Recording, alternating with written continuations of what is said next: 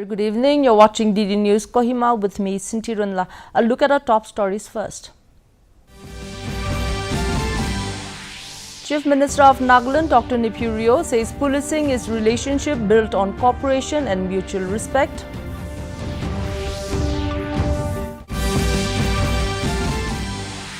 Prime Minister Narendra Modi departs for London on an official visit to the United Kingdom.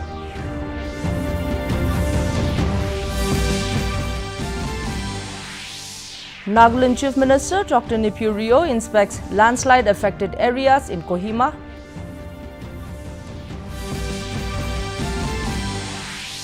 And both houses of parliament adjourn till tomorrow amid uproar and sloganeering. Now the details. Chief Minister of Nagaland Dr. Neiphiu Rio today said policing is not just a function of authority but the relationship built on cooperation and mutual respect. He added that policing should be carried out with the highest standards of professionalism, impartiality and integrity. Inaugurating the newly constructed Officers' Central Mess and Non-Gazetted Officers' Mess at the police complex in Chumuketima, Dr. Rio reaffirmed the government's commitment to strengthening infrastructure and welfare for the Nagaland Police. Deputy Chief Minister Y. Pathon, who also holds the Home and Border Affairs portfolio, graced the occasion as guest of honor. Of the NGO's mess and Officer Central Mess at Police Complex Chumuketima today. I join you with pride and appreciation. These buildings are symbols of our government's unwavering commitment to the welfare, dignity and professional well-being of our police force. They reflect our respect and gratitude for their tireless services. A very good morning to everyone present here in the first place. It is quite refreshing and a momentous occasion to be a part of this milestone achievement that we are witnessing this morning. Inauguration of two significant additions to the infrastructure of the Nagaland Police. Meanwhile, Prime Minister Narendra Modi departed for his 4-day official visit to the United Kingdom and the Maldives this afternoon. In the first leg of his tour, he will reach London later tonight. During the visit, Mr. Modi will hold discussions with his UK counterpart Keir Starmer and call on King Charles III. The wide-ranging talks with British Prime Minister will be on strengthening the historical relations between both the countries. The signing of the Free Trade Agreement (FTA) is also on the cards.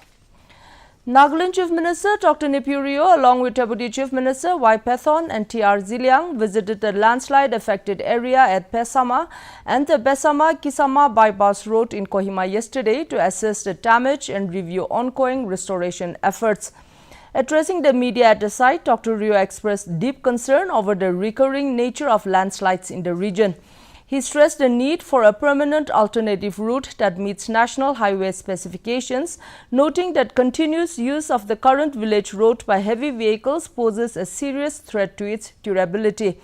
Dr. Rio also supported a proposal put forth by the Southern Angami People's Organization advocating for the Chakapama to Senapati Road to be developed as an alternate national highway grade road. Many vehicles are going through Peren and then many vehicles now going. Initially it was not, now they are going. And other vehicles? Peren Mara. Hamara. We are very much concerned. And this is not only this year's issue. It's a lifelong. Since our childhood, we have seen all these mudslide and landslides and obstruction on the highway. We've only earlier 39, now 29. So this will continue. So there should be a bypass road, alternative road. And that road, when you do, we should do with national highway specification so that the truck can go with the loading. Proceedings of both the Houses of Parliament were disrupted for the third consecutive day as the opposition continued with their protest. The opposition parties were demanding discussion over special intensive revision of electoral rolls in Bihar and other issues. The Lok Sabha and the Rajya Sabha today witnessed two adjournments before being finally adjourned for the day. As the Lok Sabha assembled after the second adjournment at 2 p.m., opposition parties trooped into the well, raising slogans praising their demands. The presiding officer urged the protesting members to allow the House to function, citing that an important bill is listed today regarding readjustment of representation of scheduled tribes in assembly constituencies of the state of Goa Bill 2024. As the pandemonium continued, the chair adjourned the House for the day. Similar scenes were witnessed in the Rajya Sabha.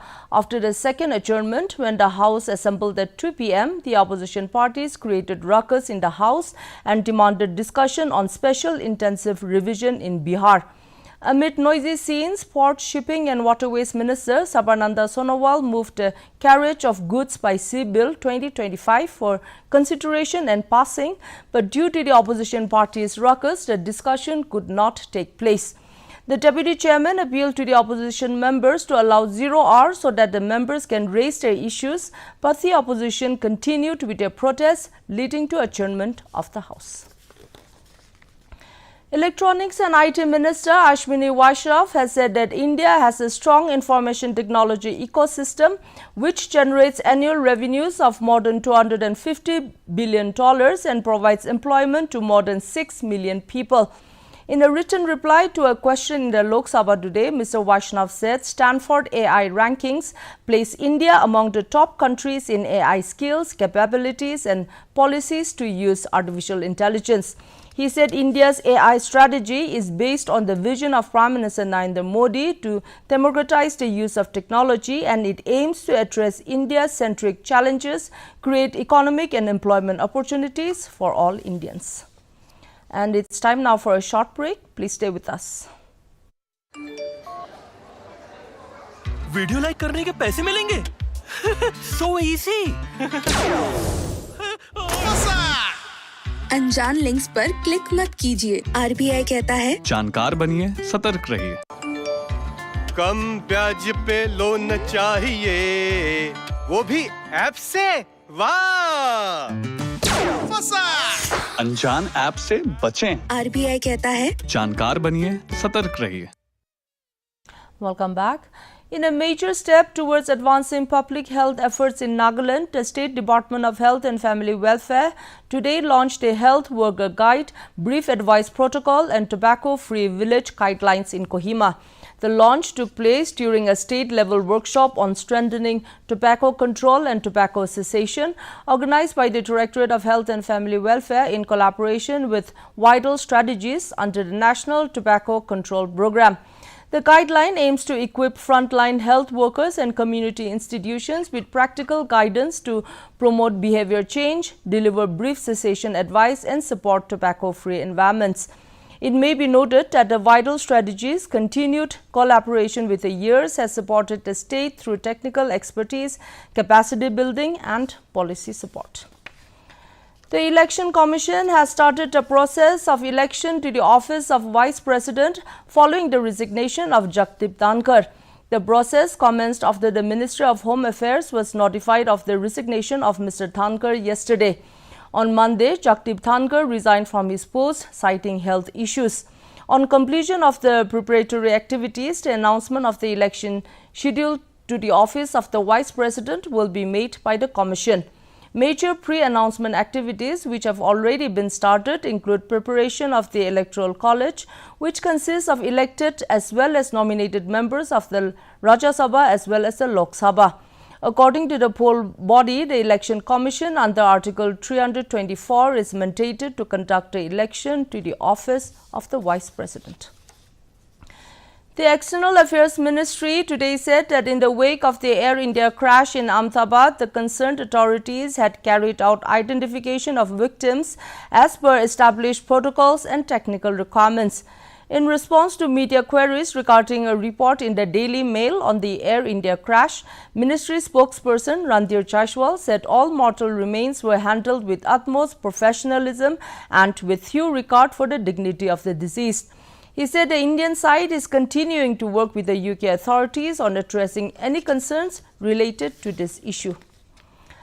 And National Broadcasting Day is being observed across the country today to highlight the pivotal role of broadcasting in India's development, educational outreach and cultural preservation.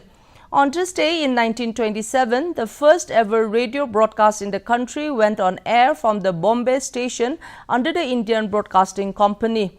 On the 8th June 1936, the Indian State Broadcasting Service was renamed All India Radio AIR and later gained its name Akashvani. And it's time now to look at the weather reports across Nagaland. Kohima today recorded a maximum temperature of 29 degrees Celsius and a minimum temperature of 22 degrees Celsius, while Dimapur had a maximum temperature of 37 degrees Celsius and a minimum temperature of 27 degrees Celsius. Wokha experienced a maximum temperature of 33 degrees Celsius and a minimum temperature of 24 degrees Celsius. Mokokchung had a maximum temperature of 32 degrees Celsius and a minimum temperature of 23 degrees Celsius. Mon had a maximum temperature of 35 degrees Celsius and a minimum temperature of 26 degrees Celsius. Towards the east, Tuinsang had a maximum temperature of 26 degrees Celsius and a minimum temperature of 19 degrees Celsius. Zinebuto had a maximum temperature of 28 degrees Celsius and a minimum temperature of 21 degrees Celsius. Phek had a maximum temperature of 25 degrees Celsius and a minimum temperature of 19 degrees Celsius. That's all for the weather report. Top stories once more. Chief Minister of Nagaland, Dr. Nipurio, says policing is relationship built on cooperation and mutual respect.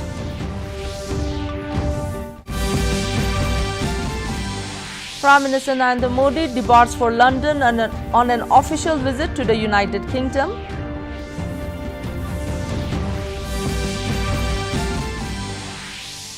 Nagaland Chief Minister Dr. Nipurio inspects landslide affected areas in Kohima.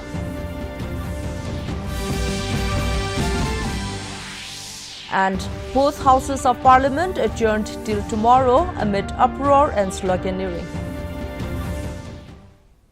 And that's a wrap from the newsroom tonight. Thanks for watching. Good night.